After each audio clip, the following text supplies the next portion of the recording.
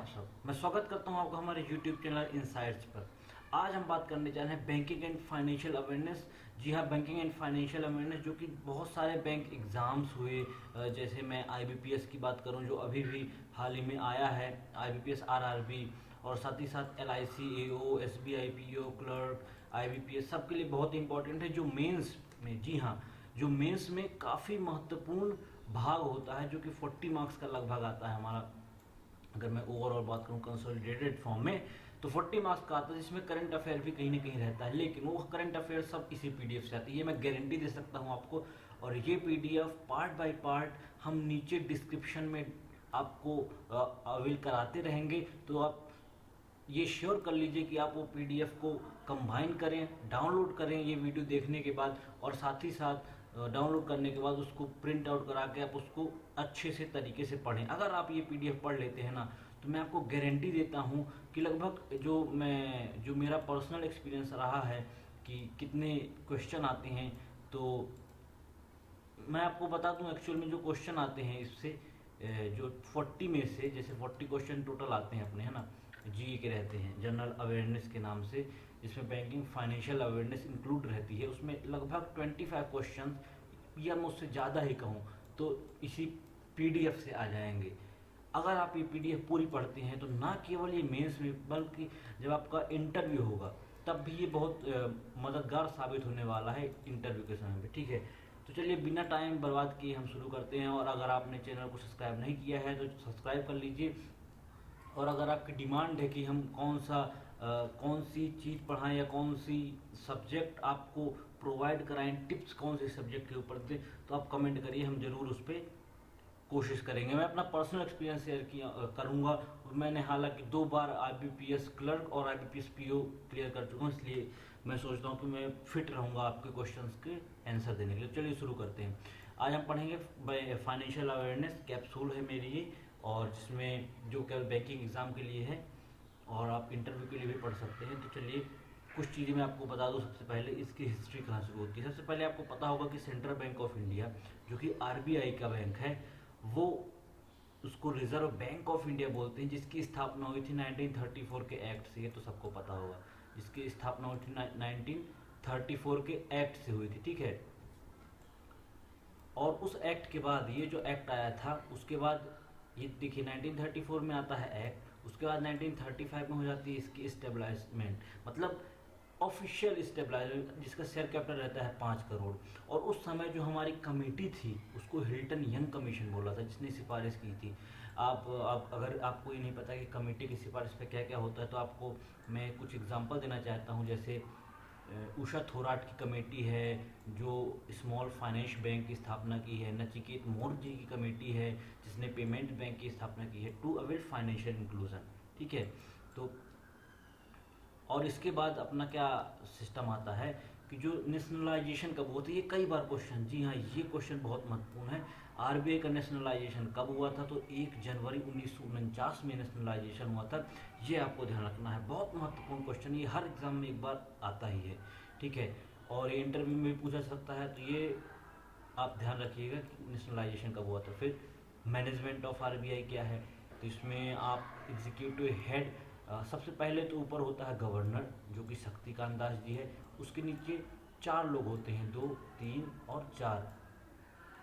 अभी आपको देखिए ये जो पूरी लाइन है, इसमें से कुछ लोग बदल गए हैं। हालांकि MK जैन तो वही हैं, अपना, है ना, BP कानूनगो बदल गए हैं जो कि अभी रिटायर हुए हैं, और MD पात्रा आए हैं अपने नए, और मैं बात करूँ तो और 2 लोग आए हैं, उसको मैं आपको बताऊंगा। अगर आपको पता है तो कमेंट में बता दीजिए। ठीक है, शक्तिकांत दास जी भी प्रेजेंट गवर्नर, आपने हाल ही में बाय मंथली पॉलिसी के समय भी उनको देखा होगा, जिन्होंने उर्जित पटेल को सक्सीड किया है ना। और मैं आपको बता दूं कि ये 25th गवर्नर, तो ये जो 25th है वो बहुत इंपॉर्टेंट है, ये आता ही आता है एग्जाम में। जी हाँ, ये आता ही आता है, और ये आपको 1 नंबर देकर ही जाएगा।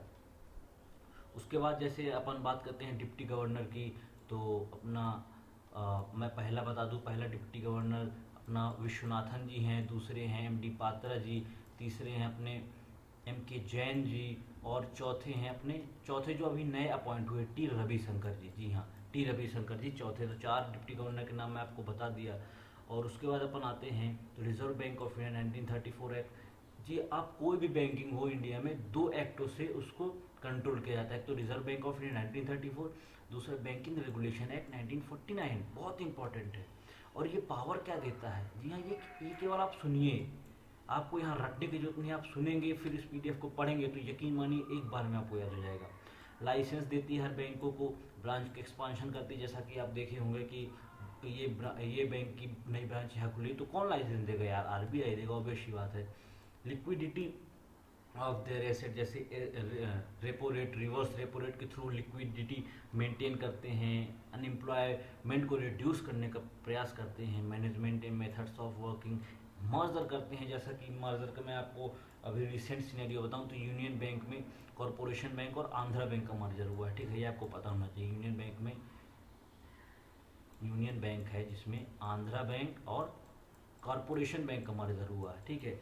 रिकंस्ट्रक्शन या एंड लिक्विडेशन, मतलब अगर सपोज कोई बैंक है वहाँ पैसे की कमी आ गई है तो पैसा भरने के लिए आरबीआई उसको बहुत सारी मनी देता है और उसको बोलते हैं जो रिकंस्ट्रक्शन करना। जैसे कि आप देखे होंगे कि अभी रिकंस्ट्रक्शन कमेटी भी बैठाई गई थी जिसमें ये तय हुआ था कि कम ब्याज पे लोन देंगे, मोरेटोरियम पीरियड बढ़ा दिया गया था कोरोना वायरस के कारण, जी हाँ, ठीक है। उसके बाद अपन आते हैं तो पढ़ते हैं फंक्शंस ऑफ आरबीआई क्या है।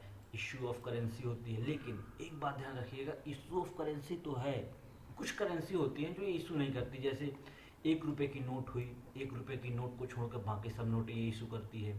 और दूसरी चीज़ क्या है, ये कॉइन्स नहीं इशू करते हैं, जी हाँ, कॉइन्स नहीं इशू करते हैं ना। ये देखिए कॉइन्स कौन इशू करता है, जो गवर्नमेंट ऑफ इंडिया इशू करती है। उसके बाद इसको बैंकर ऑफ गवर्नमेंट भी बोला जाता है क्योंकि ये क्या करती है, गवर्नमेंट को पैसा देती भी है इमरजेंसी के समय और लेती भी है इंटरेस्ट में। जैसे मान लीजिए गवर्नमेंट है, उसने आरबीआई को पैसा दिया, ठीक है, तो आरबीआई लेगी और उसको इंटरेस्ट में फिर पे करेगी। कई सारे सेक्शंस है, उसके बारे में भी हम चर्चा करेंगे, ये आप पूरा पढ़ लीजिएगा, ये इसमें ज़्यादा अंदर जाने की जरूरत नहीं है ना। 1934 और 1949 ये ध्यान रखिएगा, RBI act 1934, banking regulation act 1949। अभी देखिए यहाँ क्या है, banks are required to maintain a minimum cash reserve ratio with RBI. हाल ही में जो कैश रिजर्व रेशियो मान लीजिए अगर 4% है तो इसका मतलब ये होता है कि अगर आरबीआई ने बैंक को 100 रुपये दिए हैं, जी हाँ, अगर आरबीआई ने बैंक को 100 रुपये दिए हैं तो उसको 4 रुपये तो अपने पास जेब में रखने पड़ेंगे, और जो बचा जितना, मतलब बचा कितना, 96 रुपीज़, तो 96 रुपीज़ क्या है, उसको उस पर लोन दे सकता है ना, तो उसको लोन के रूप में, ठीक है, ये हुआ। इसको कंट्रोलर ऑफ क्रेडिट, और यही याद रखिए आपको क्या बोला जाता है, जैसे कंट्रोलर ऑफ क्रेडिट है, क्रेडिट को कंट्रोल करती है। Lender of last reserve, suppose किसी बैंक को दिवालिया हो रहा है तो किससे हेल्प लेगी, आरबीआई से अंतिम समय में हेल्प लेती है। और आरबीआई की कुछ सब्सिडरीज हैं जैसे एनएचबी हुई जो अभी एड हुई है, और deposit insurance and credit guarantee corporation of India, इसका आपको ये एक्ट याद रखना, 1961 का एक्ट है ये, जिसके तहत ये प्रावधान है, तो ये याद रखना है आपको।